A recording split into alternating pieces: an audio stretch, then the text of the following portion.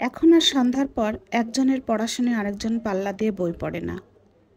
কোনো মা বাবা তার সন্তানকে বলে না যে অমুক পড়ছে, তুই বসে আছিস কেন?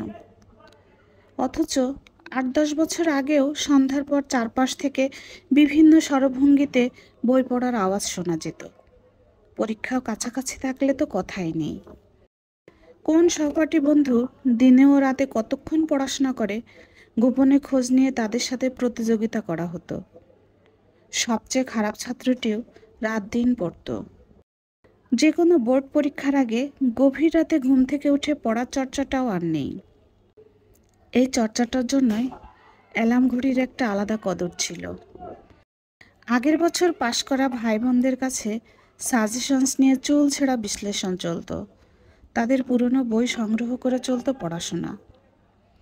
মাত্র ৮-১০ বছরের ব্যবধানে সবই প্রায় বিলীন হয়ে গেল।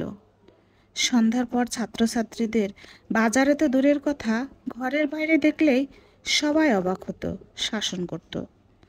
আর এখন সন্ধ্যার পর দল বেঁধে নামধারী ছাত্ররা মোবাইল হাতে ব্যস্ত। কোথাও কোনো পড়ার শব্দ নেই।